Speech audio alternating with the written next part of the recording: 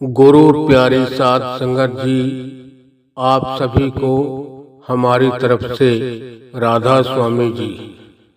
अगर आप हमारे रूहानी साखियां चैनल पर नए हैं तो इस चैनल को सब्सक्राइबर तथा लाइक करना ना भूलें जी। आज जो हम आपको साखी सुनाने जा रहे हैं वो साखी संत नामदेव जी की है। संत नामदेव महाराष्ट्र का रहने वाला था और संत नामदेव जी जो थे वो 5 भाई थे और उनका कारोबार, उनका पेशा कपड़ा रंगने का था। कपड़ा रंग कर और बाजारों में बेचकर आते थे, जिससे उनका रोजी रोटी का काम चलता था। तो संत नामदेव जी को उसके घरवाले ने कपड़े रंग कर दिए और वो कपड़े लेकर जाता और वहां जाकर कपड़े रखकर और मालिक की भजन बंदगी में बैठ जाता। उसके जो और 4 भाई थे वो कपड़े बेचते, उनको कोई कपड़े लेने वाला पूछता तो उसको वो कम बढ़ती करके वो कपड़ों को बेच आते थे। और संत नामदेव अपने जाके कपड़ों की गठड़ी को रख देता और जाके अपना मालिक के ध्यान में बैठ जाता। शाम को उस गठड़ी को वापस लेके घर चला जाता तो उसके घर वाली पूछा करती थी कि आपने कपड़े नहीं बेचे, बाकी जो तुम्हारे 4 भाई हैं उन्होंने अपने सारा माल बेच दिया, तुम्हारे क्यों नहीं बिके? कोई ग्राहक नहीं लगा, क्या बात है? तो दूसरे भाइयों ने उस अपने भाभी से कहा कि भाई ये तो वहां बेचता ही नहीं, किसी से बात ही नहीं करता, इसका माल कैसे बिकेगा? ये तो वहां हम बाजार में जाते हैं, वहां जाके एक कोने में बैठ जाता, अपना गठरी वहां रख देता है कपड़ों की और अपने मालिक के में बैठ जाता ध्यान लगाकर, किसी से कोई बात नहीं करता। अब जब ये किसी को बताएगा नहीं, कुछ अपनी गठरी को खोलेगा नहीं, कपड़े दिखाएगा नहीं किसी को, तो कौन लेगा इसके कपड़े? ये ऐसे ही इसलिए लाता है। तो वो भी उससे बड़ी दुखी थी, अपने उससे कहने लगी संत नामदेव से कि आप कम बढ़ती करके आपको भी अपने कपड़े बेच आने थे, ताकि हम और आगे माल में आपको तैयार करके देती तो फिर वो बेच आते। पूरे रेट से ना सही तो कुछ कम बढ़ती करके आपको माल निकाल आना चाहिए था। तो संत नामदेव कहने लगा, हाँ जी, वो लेने वाला ग्राहक मेरे पास भी आया था, जो व्यापारी था कपड़े खरीदने वाला, मेरे पास भी वो आए थे, मगर वो उधार मांगते थे। तो उसके घर वाले ने कहा कि पैसों का कब कहते थे, कितने दिन बाद पैसे देंगे? तो संत नामदेव ने कहा कि मेरे से वो 8 दिनों का टाइम मांगते थे कि हम आपको 8 दिन बाद आपको पैसे दे देंगे जितने आपके बनते हैं, उधारे दे दो, अब हमारे पास पैसा नहीं है, हमें आगे से पैसे नहीं मिले। तो उसके घर वाली कहने लगी कि ऐसा करो, आप इन कपड़ों को दे आओ और एक जमानती ले लेना जिसको आप जानते हो, वहीं का कोई जान पहचान का हो आपका, जिसके बदौलत अगर वो ना भी मिले तो आप उसको कह सको कि मैंने आपकी जानकारी की वजह से मैंने उनको कपड़े दिए, नहीं मैं तो उनको कुछ नहीं जानता था। तो वो कहने लगा, जी वो तो अब भी तैयार है लेने के लिए, मगर पैसे 8 दिन बाद मिलेंगे। तो घर वाले कहने लगी, जा ले जा, कपड़े दिया, कोई बात नहीं, 8 दिन बाद तो पैसे मिल जाएंगे हमें। तो संत नामदेव जो था वो घर से कपड़ों की अपनी गठरी जो थी, कपड़े रंग रंग कर बेचता था, वो कपड़े उठाकर और चला गया। अब घर से चला गया और अपने ही गांव के बाहर जाकर किसी का एक पत्थरों का ढेर पड़ा था, किसी ने कोई चिनाई वगैरह करनी होगी, उसने पत्थर डलवाए हुए थे अपना मकान वगैरह बनाने के लिए, और उसने क्या काम किया, अपनी गठरी वहां उतारी और सारे कपड़ों को एक एक को उन पत्थरों के ऊपर फैला के और अपने घर चले आए। और उसने क्या किया, उनमें से 1 किलो 2 किलो का पत्थर एक कपड़े के अंदर लपेट के और अपने बगल में लेके उसको अपने घर आ गए। और अपने घर आके अपने संदूक के नीचे वहाँ रख दिया। तो घरवाली कहने लगी कि बेचिए, आप बहुत जल्दी दिया है कपड़े, आप अभी लेके गए और अभी वो यही खड़ा था क्या कहीं लेने वाला? कहने लगा हाँ यही था, वो नजदीकी हमारे गांव का था जो मांगता था 8 दिन का टाइम। तो कहने लगा ठीक है। अब वो एक एक दिन गिनने लगी। तो उसको किसी ने गांव में से आके बताया कि जी तेरे को कौन पैसे दे देगा, तेरे को तो ये मूर्ख बना रहा है, पागल बना रहा है ये नामदेव। इसने तो गांव के बाहर जाके एक पत्थरों का ढेर पड़ा था और उसके ऊपर सारे कपड़े फैला के और ये अपने घर चला आया। उन कपड़ों को छोटे छोटे बच्चे सारे घरों के अड़ोसी पड़ोसी जो देख रहे थे वो अपने अपने घर उठा के लेके चले गए। अब आपको कौन पैसे देगा? अब ये बात उसके घर वाली संत नामदेव के घर वाली पूछती नामदेव से कि मैं ऐसा कुछ सुन रही हूँ, क्या बात है? गांव वाले कह रहे हैं कि वो तो सारा गांव लेके चला गया, गांव के बच्चे उठा के कपड़े चले गए, इसको कौन पैसे देगा? तो संत नामदेव जी कहने लगे कोई बात नहीं, कुछ भी है मैं दे के आ गया हूँ और मैंने अपना एक जिम्मेवार जो जिसने 8 दिन का नाम लिया है उसको मैं अपने साथ लेके आया हूँ।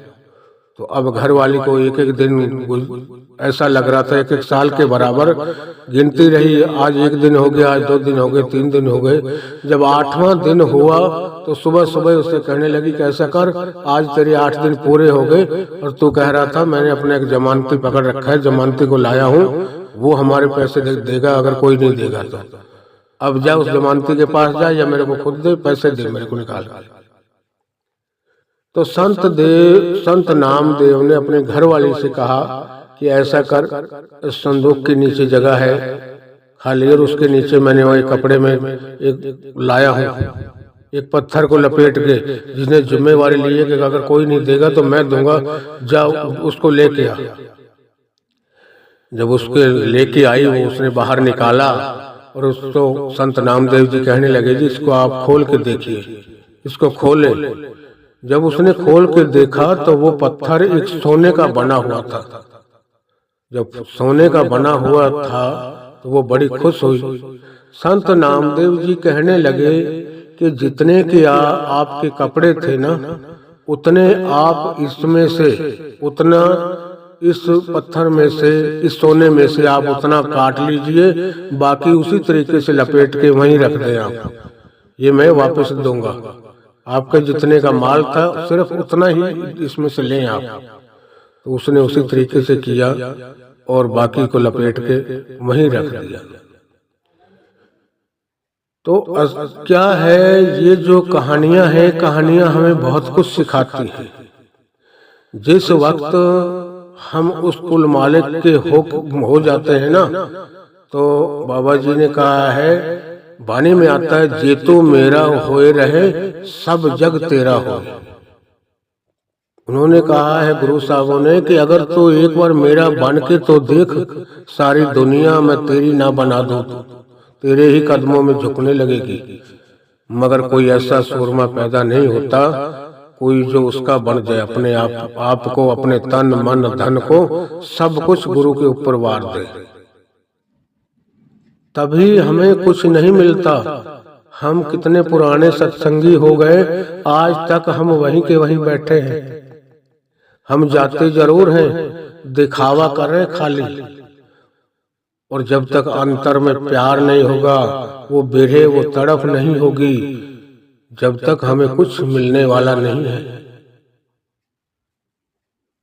जैसे गुरु नानक साहब ने अपनी वाणी में कहा है कि अंतर मैल जे तीर्थ नावै, तिस बैकुंठ न जाना, लोकपति ने कछु न होवै, ना ही राम अयाना। क्या अंदर में मैल है ना, अंदर में कपट है और बाहर के तीर्थों में आप नहा रहे हो, तो अंतर की मैल वो कभी धुलेगी नहीं। अंतर मैल जे तीर्थ नावै, तिस बैकुंठ न जाना, कि वो बाहर के तीर्थों पर नहा के कभी स्वर्गों बैकुंठों में नहीं पहुंच जाएगा। लोकपति ने कछु न होवे नाही राम आया ना, कि तेरा भाई लोक दिखावा करने से कुछ नहीं बनेगा। हमारे महाराज चरण सिंह जी बड़े जोर कहा करते थे कि अगर आप सीधे हाथ से दान करो तो उल्टे हाथ को भी पता नहीं होना चाहिए कि उसने क्या क्या कर दिया। सीधे हाथ से दान करो तो उल्टे हाथ को भी पता नहीं चलना चाहिए। और हम क्या करते हैं, जब तक हम ये ना देख लें कि हमें कोई देख रहा है कि फला आदमी इतना कुछ दान दे रहा है। हजूर कहा करते थे, अगर हमारे बाप दादा ने कहीं कोई प्लेट किसी धर्मशाला या किसी मंदिर गुरुद्वारे में लगवा दी ना अपने नाम की, तो उसको तो हमें होगी, उसमें उसको तो अहंकार होगा ही। उसके साथ साथ उसके परिवार, उसके पोते, उसके बेटा बेटी, पोते पड़पोते तक उसका पूरा खानदान को ही अहंकार पैदा हो जाएगा। अगर उनसे कोई बात कहेगा, कोई बात चलेगी किसी तरीके की, तो वो कहेंगे कि आज जाके देख हमारे दादाजी की आज भी प्लेटें लगी हुई हैं उनके नाम की, फलाना मंदिर में, फलानी धर्मशाला में, उस गुरुद्वारे में वो कितना पुण्य दान किया करते थे। उस पुण्य दान का कोई फायदा नहीं जिससे हमें अहंकार हो। हमें तो कोई भी काम, अब 4 चीजें गुप्त होती हैं। कौन सी है वो 4?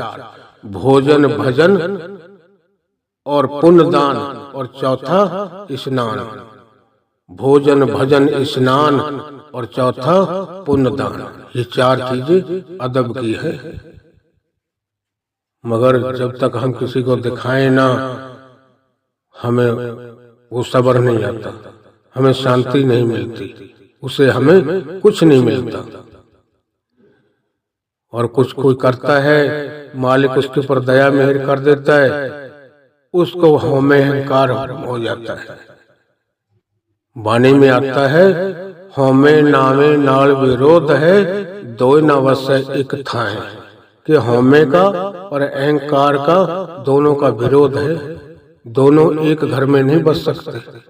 जहाँ हमें है वहाँ नाम प्रकट नहीं होगा, जहाँ नाम प्रकट हो गया वहाँ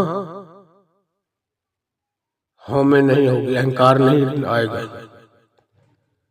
हमें कभी भी मालिक जिस हालात में रखे, हमें कभी हमारे पर फर्क नहीं पड़ना चाहिए। वो है असल सत्संगी।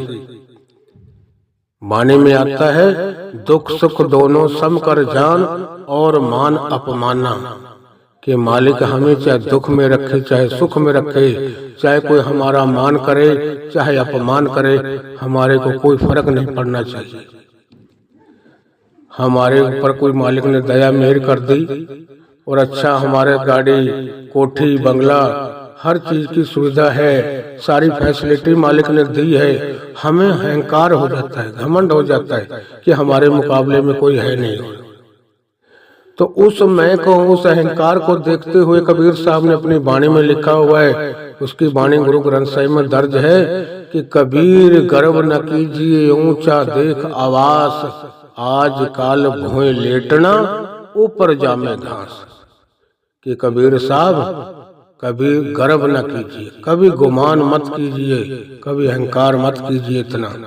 आज काल भोए लेटना, आज या काल आप जमीन में लेट जाओगे, आपके ऊपर घास जम जाएगा, आपको किस चीज का अहंकार है। हमें हर वक्त हर पल उस मालिक का शुक्र शुक्र शुक्र करना चाहिए। और ये हमारी जो श्वासों रूपी पूंजी है, कितनी अनमोल दात है, कितनी इस चीज का हमें पता ही नहीं कि एक श्वास जो खाली जा रहा है हमारा, उस परमात्मा को याद किए बगैर, ये कितना अनमोल है। स्वामी जी महाराज ने अपनी वाणी में लिखा है कि कहता हूँ कह जात हूँ, कहूँ बजाए ढोल, श्वासा खाली जात है, 3 लोक का मोल। कि संत महात्मा तो ढोल बजा बजा कर कहते हैं, मगर हम सुनते ही नहीं।